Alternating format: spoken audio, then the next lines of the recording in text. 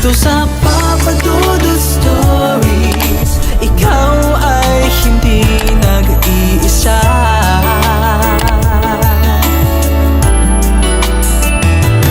Dito sa Papa Dudut Stories, may nagmamahal sa'yo. Papa Dudut Stories, Papa Dudut Stories. Sa lahat po ng mga nakatutok ngayon, huwag pong kalimutan mag-like, mag-share at mag-subscribe. Maraming salamat po sa inyong lahat.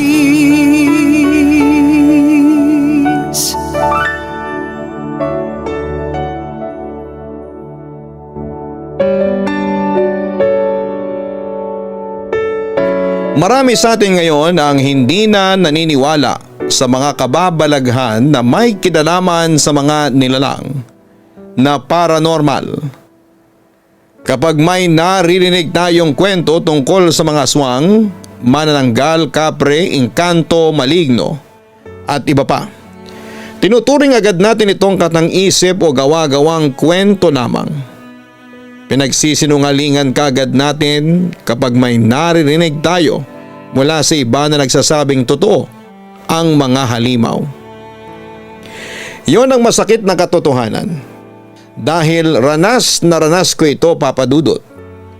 Dahil kapag ikinagkwento ko sa iba ang aking naranasan o naranasan ng aking pamilya tungkol sa kababalaghan ay marami ang hindi naniniwala. Kaya aaminin kong nagdadalawang isip talaga akong magbahagi ng aking kwento sa inyo.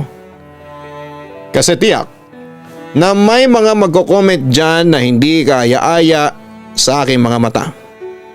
Ganun pa man, kinumbinsi pa rin ako ng aking anak na ituloy ko ang aking kwento at siya na raw ang magpapadala sa inyong email. Papa Dudut, tawagin mo na lamang ako sa pangalang Carding. Simpleng lalaki, pamilyado at isang mangingisda. Ang totoo niyan ay nakarating naman ako ng 3rd year high school noon at top 1 ako sa klase. Pero dahil sa kahirapan ay tumigil ako sa pag-aaral. Samantala hindi ako basta-basta mangingisda lamang. May sarili kasi akong fishing boat at mas malaki ang nahuhuli namin kumpara sa mga ordinaryong mangingisda.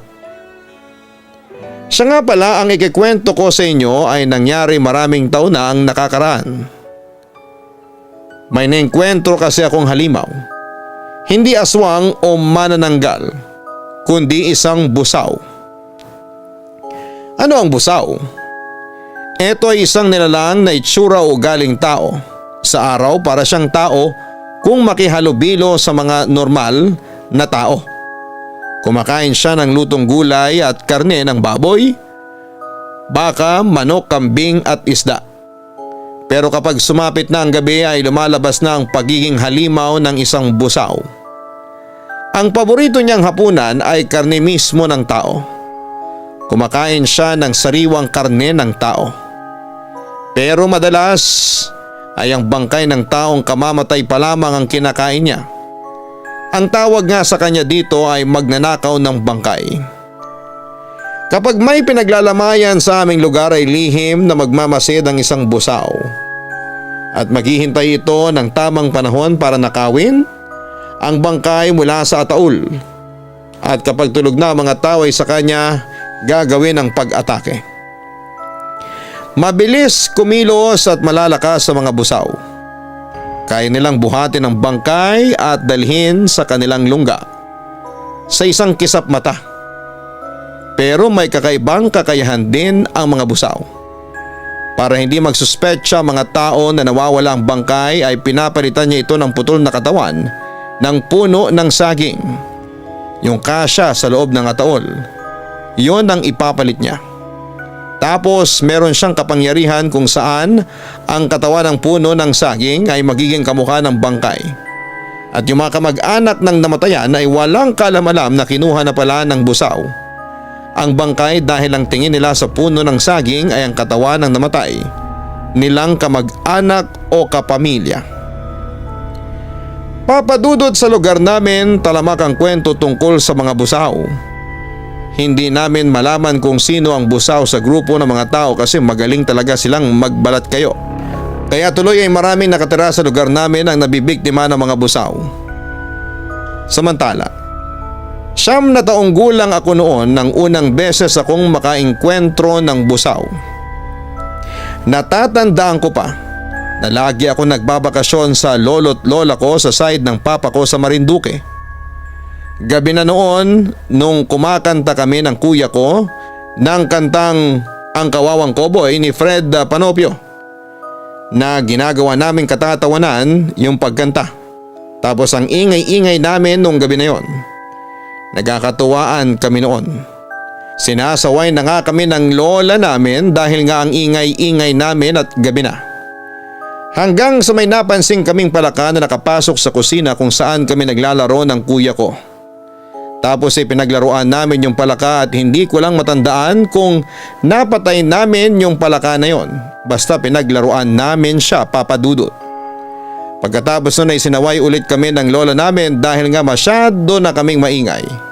Hanggang sa nagyaya na yung kuya ko na matulog tapos ay nauna akong pumasok sa kwarto at sumuot sa mga kulambo habang yung kuya ko naman ay dumiretso sa may CR para umihi. Maya-maya ay tinawag ako ng kuya ko. Andun siya sa may tapat ng pinto ng kwarto. Pinapalabas niya ako dahil may nakita daw siyang busaw. Initihan ko lamang siya dahil baka pagtripan niya lamang ako na hilahin palabas ng kwarto tapos ay isasara niya ang pinto. Pero Papa Dudut, pinilit talaga ako ni kuya na lumabas doon sa kulambo hanggang sa lumabas na nga ako. Sinamahan ko siyang maglakad hanggang kusina tapos sabi ng kuya ko ay nandun daw sa may CR yung busaw. Sa bandang taas sa may parang bintana na kahoy na may napakahabang mga kahoy. Tabi kasi ng kusina namin yung CR tapos natatakot kong tingnan pero wala akong nakita. Sabi ko sa kuya ko na wala naman pero sabi niya tingnan ko lang daw maigi baka sa mukha ng kuya ko na natatakot siya at totoo yung sinasabi niya. Hanggang sa binalikan ko ulit at tinitigang maigi. Pagkatapos nung humangin ay nagalawan yung mga halaman ng puno at doon ay nakita ko nga. Totoong nakita ko. Papadudot yun ng isang bagay na hindi ko malilimutan sa buong buhay ko. Yung makakita ng busaw. Namumutla yung mukha niya at yung isang mata ay parang sa mata ng pusa habang yung isa naman ay maliit yung itim ng mata. Kita ko rin ang kanyang bibig kung saan ay nagsisitulisan ang kanyang mga ngipin. Parang ngipin nga ng pusa pero malalaki. Ang nakakatakot pa ay may mantsa ng itim o pulang likido ang kanyang bibig. Halatang kagagaling lamang nito sa pagkain. Siyempre natakot ako nang makita ko yon kaya nagsisigaw ako. Sumigaw din sa takot noon si kuya tapos ay tumakbo kami kay lola at nagsumbong sa kanya. Sinabi namin na may busaw sa CR. Agad na pumasok si lola para tingnan yung sinasabi namin at nasaan ang busaw, ang sabi niya. Habang nakatingala. Tumingala ulit kami at kinilabutan ulit kami ng kuya ko nang makita ulit namin ang halimaw na nakasilip sa maliit na bintana.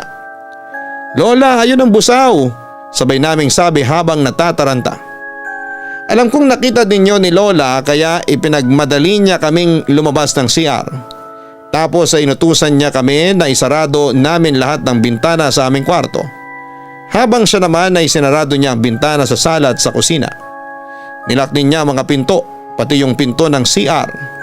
Nang makasigurado na si lola na nakasarado na ang lahat, ay tinawag niya kami at sabay kaming tatlo na nagdasal sa Panginoon. Pagkatapos ay doon na kami natulog sa kwarto ni lola.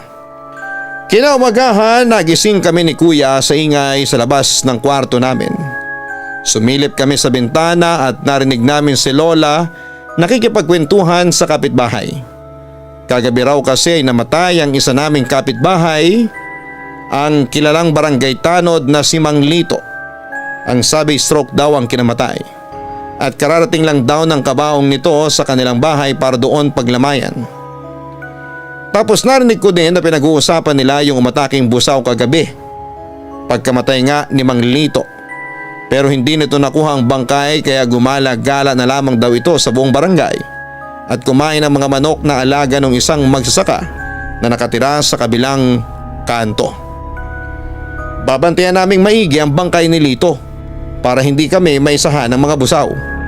At saka ipapasunog na lang namin ang bangkay niya imbis na ilibing sa sementeryo. Narinig kong sabi ng kausap ni Lola.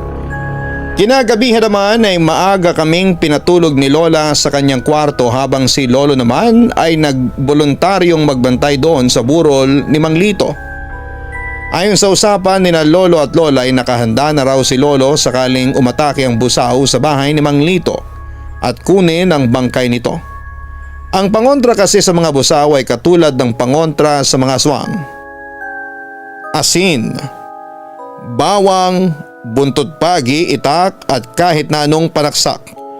Takot din po ito sa holy water kaya yung lokal na simbahan sa amin ay regular na namamahagi ng mga agua bendita na nakasalin sa bote ng mineral water. Yun nga Papa Dudut, naging masarap naman ang pagtulog namin habang si Lola ay nanatiling gising para bantayan kami. Para malimang ay gawain niyang magsulsi pero bigla kaming nagising nang makarinig kami ng mga sigaw ng galit at pagkakagulo sa labas. Partikular sa kapitbahay namin kung saan ay nakalagak ang mga labi ni Mang Lito. Maski si Lola ay naalarma kaya dali-dali niyang tinigil ang pagsusulsi at patakbong lumabas ng kwarto. Sumunod naman kami ni Kuya at nakasilip kami sa bintana sa sala habang si Lola ay lumabas ng bahay kung saan ay sinalubong naman siya ni Lolo at ng ilang babaeng kapitbahay. Bakit nagkakagulo kayo? Ano bang nangyari? Nag-aalalang tanong ni Lola. Naku Midel, umatake ang busaw sa loob ng bahay ni Mang Lito. Naibulalas ng isang kausap ni Lola na babaeng may edad na rin. Paano kayo nalusutan ng busaw? Marami naman sa inyo ang gising. Nagtatakang balik pa ni Lola. Sumagot naman si Lolo. Hindi namin alam kung anong oras umatake ang busaw. Basta nagiinuman lamang kami sa labas ng bahay nang dumating si Manong Inko, yung albularyo natin dito. Pagdating niya sa kabaong ni Lito, napasigaw siya. Ang sabi niya wala na ang bangkay ni Lito. Kwento niya. Pinalitan yung bangkay ng putol na katawan ng puno ng saging. Kwento naman ng isa pang babae na tansya ko ay nasa 20 lamang patas. Ang bilis namang napalitan ng bangkay ni Lito. Hindi makapaniwala si Lola sa kanyang mga narinig. Mabibili sa mga busaw. Sa isang kisang mata mo lang, nanakaw na nila ang bangkay na target nila, ang sabi pa ni Lolo. Pagkatapos noon ay tinawag si Lolo ng ilang tanod dahil hahanapin daw nila ang bangkay ni Mang Lito. Bago umalis at sumama sa mga tanod ay pinapasok na niya kami ni na Lola. Karding, Beto, pumasok na kayo sa loob. Matulog na kayo, utos pa niya sa amin. Agad naman kaming sumunod ni Kuya sa utos ni Lola. At bago kami pumasok sa kwarto ay nakita namin si Lola na sinasarang maigi ang pinto ng aming bahay para masiguradong hindi kami mapasok ng busaw. Kinaumagahan, siguro yung mga alas 8 na noon ay umuwi si Lolo habang nag-aalmusal na kami ni Kuya. Narinig ko ang kwentuhan nila na natagpuan daw nila ang bangkay ni Mang Lito malapit sa dalampasigan. Gutay-gutay ang katawan at halos buto na raw ng iwan ng busaw. Ayon pa kay Lolo, dahil sa lagay ng bangkay ay napagdesisyonan na lamang ng pamilya ni Mang Lito na sunugin na lamang ito. At yun nga Papa Dudut, pagkatapos noon ay sari-saring kwento at engkwentro sa busaw ang naririnig namin mula sa mga kapitbahay. Pero sa huli ay nasanay na lamang ako hanggang sa lumipas ang maraming taon. 15 taong gulang ako noon at aaminin kong tumapang na ako. Nang mga panahong yon, akala ko ay makakaya ko nang harapin ng mag-isa ang mga busaw. Pero ewan ko ba at sinubok ako ng pagkakataon. Isang gabi nawala sina Lolo at Lola dahil may pinuntahan silang kamag-anak sa kabilang bayan. Si Kuya Beto naman ay nasa laot nangingisda ng mga oras na yon. Nung una ay okay lang ako na mag-isa hanggang sa sumapit ang alas 11 ng gabi. Biglang tumahol yung aso namin na hindi naman karaniwang tumatahol. Maliban na lamang kung meron itong nararamdamang kakaiba sa kapaligiran. Hinayaan ko lamang yon kasi akala ko sa mga kapitbahay lang namin yon. Nasa sala ako noon at naghihintay sa pagdating ni Kuya Beto galing laot. Nakasara na rin ang pinto at mga bintana namin. Bandang hating gabi ay may kumatok sa pinto namin. Lumapit ako sa pintuan para alamin kung sino at bigla ulit kumatok ng 3. "Sino po yan?" tanong ko. "Ricardo, buksan mo yung pinto." Mabagal na wika ng nasa labas. Nagtaka naman ako. Boses ni Lola ang narinig ko pero ni minsan ay hindi niya ako tinawag sa buong pangalan. Karding lamang ang tawag niya sa akin. Dahil doon ay kinabahan na ako. Tumatahol yung mga aso namin at ng kapitbahay. At kung si Lola yon ay hindi magtatahulan ng gano'n ang mga aso. Kasi ang ginagawa ni Lola, minumura niya ng minumura ang mga aso. "Ano, hindi mo ba ako pagbubuksan?" May kaunting galit akong narinig sa boses ng nasa labas na gumagaya sa boses ni Lola. "Hindi ikaw si Lola," sabi ko. "Kung hindi ka alis sa bahay namin, tatagayin kitang hayop ka. Pagbabanta ko pa." Mamayang kaunti ay narinig kong parang may sumakmal sa aso namin. Nagpupumiglas ito pero dinig na dinig ko ang paglapan ng halimaw sa aming aso. Natakot ako at napapikit. Gusto ko mang iligtas ang aso namin pero hindi ko magawa dahil siguradong ako naman ang susunod na papatayin ng busaw. Kapag ang busaw, walang bangkay na nakakain ay napipilitan itong pumatay ng tao at kumakain ng sariwang laman. Naiyak na lamang ako ng mga sandaling yon at nagdasal ng mahina. Hindi nagtagal ay nawala na rin ang busaw. Makalipas ang 30 minuto ay dumating si Kuya Beto mula sa pangingisda at napasigaw ito nang makita ang gutay-gutay na katawan ng aso namin. Nabulabog din ang mga kapitbahay at lumabas ito para makiusisa. Doon ko pa lamang binuksan ang pinto at ikinuwento ko kay Kuya yung naging experience ko ng gabing yon. At hindi doon natatapos ang pagtatangka ng busaw na makapasok sa bahay namin. Dahil hindi pa umuwi noon si Lolo at Lola, gabi-gabi akong ginagambala ng nilalang na yon. Panay ang katok nito sa pinto at ginagayang boses ni Lola, Lolo, minsan ay si Kuya Beto. Pero nalalaman ko kung sino ang totoo at sino ang peke dahil meron kaming lihim na passcode. Bago ko buksan ang pinto ay kailangang banggitin muna ang sekreto magic word. Kapag hindi ito nagbanggit ng magic word ay hindi ko pagbubuksan sila ng pinto. Samantala isang hapon ay isang kapitbahay namin ang nakiusap sa akin. Nabantiyan ko raw ang 8 buwan niyang anak. Aalis lang kasi siya at kinabukasan pa ang balik niya. Wala naman siyang mapagkatiwalaang iba bukod sa akin. Pumayag naman ako, kasama ding ibinigay sa akin ang ilang gamit at gatas na ititimpla ko para sa sanggol niya. Nangako naman ako sa aking kaibigan na babantiyan kong maigi ang kanyang anak. Pero Papa Dudut, noong sumapit ang alas 11 ng gabi ay nagtahulan ng malakas yung mga aso ng kapitbahay. Nagising ako noon sa ingay at kumabog ang dibdib ko kasi may naririnig akong boses. "Karding, nandito na ako. Buksan mo na ang pinto." Natuwa ako kasi narinig ko yung boses ni Lola sa labas at tinawag niya akong Karding at hindi Ricardo. Kaya nakala ko talagang si Lola yon. Pero bubuksan ko na sana ang pinto nang umiyak yung sanggol doon sa kwarto. Tapos biglang may kumalabog sa bubungan namin. Siyempre kinabahan ako kasi sobrang lakas halos at lumaylay yung bubong namin sa bigat nang bumagsak doon. Dali-dali akong tumakbo sa kwarto at kinarga ko ang sanggol para patahanin ito ng pag-iyak. Mamayang kaunti may narinig na akong sumigaw. Hindi siya sigaw ng tao kundi sigaw ng isang halimaw. Tapos biglang tumahimik ng ilang minuto. Maya-maya sa dingding naman ito kumalampag. Dinig na dinig ko yon kasi yung dingding namin ay gawa lamang sa kahoy. Nataranta ko noon, Papa Dudut, at hindi ko alam kung ano ang gagawin ko ng mga sandaling yon. Hanggang sa nagsalita yung nasa labas. Ibigay mo lang sa akin yung maliit tapos aalis na ako. Tumayo lahat ng balahibo ko kaya nagmadali akong kumuha ng itak habang karga-karga ko ang sanggol. Subukan mo lang kunin sa akin ang sanggol. Magkakamatayan muna tayo. Matapang kong sabi noon habang napatingin ako sa bubong at sa dingding ng bahay namin. Hanggang sa bigla na lamang may sumuntok sa pader malapit sa akin. Napatras ako dahil lumikha ito ng butas.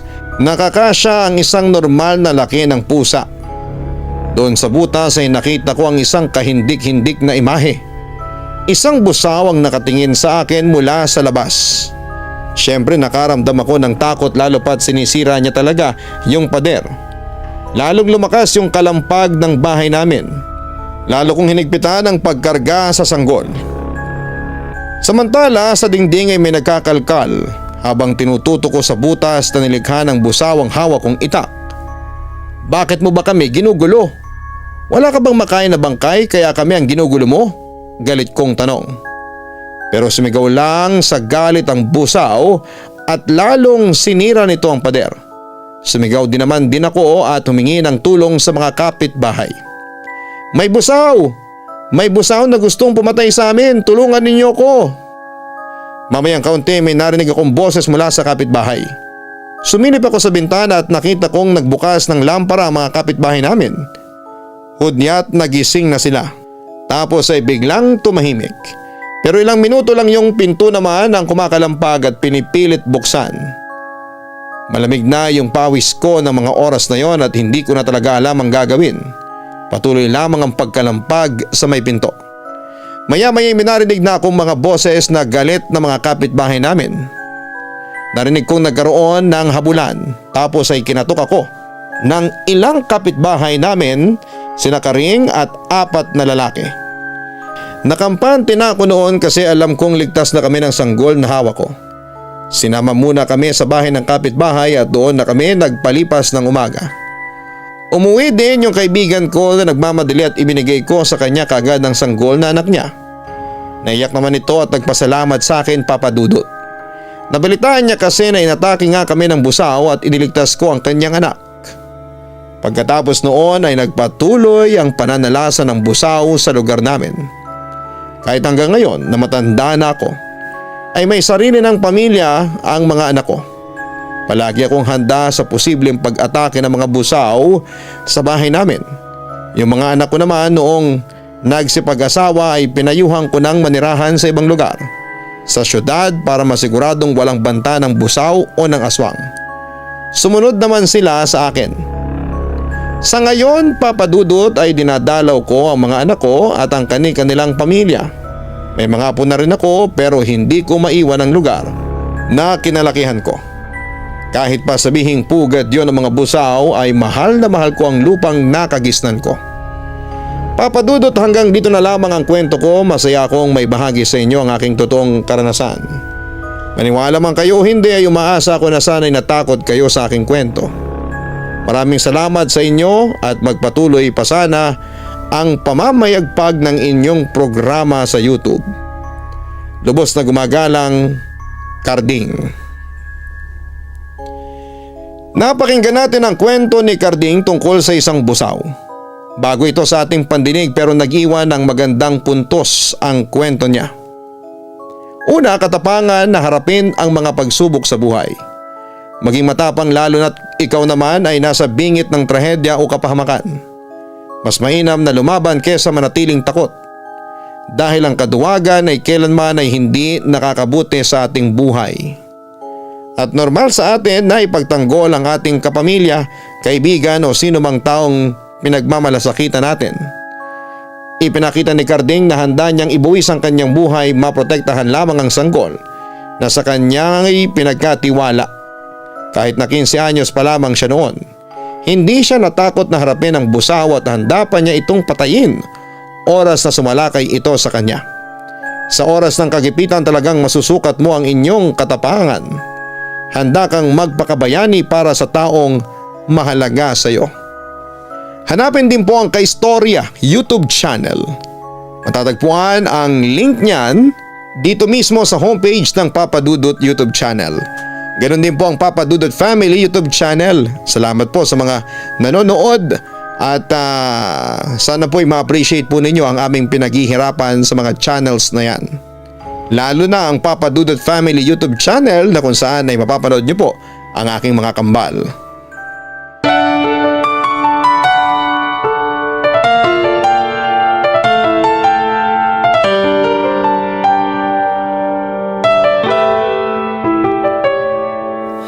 Ang buhay ay mahiwaga, laging may lungkot at saya. Sa Papa Dudut Stories, laging may karamay ka.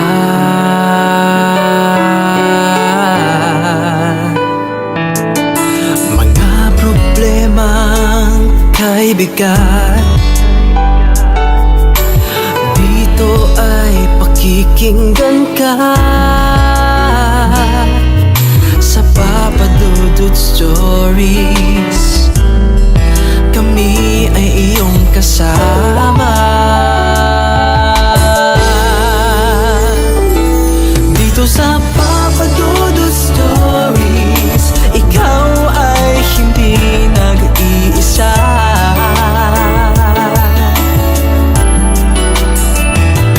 Dito sa Papa Dudut Stories, may nagmamahal sa'yo. Papa Dudut Stories, Papa Dudut Stories, Papa Dudut Stories.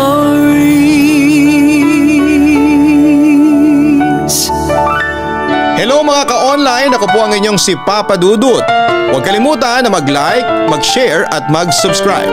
Pindutin ang notification bell para mas maraming video ang mapanood ninyo.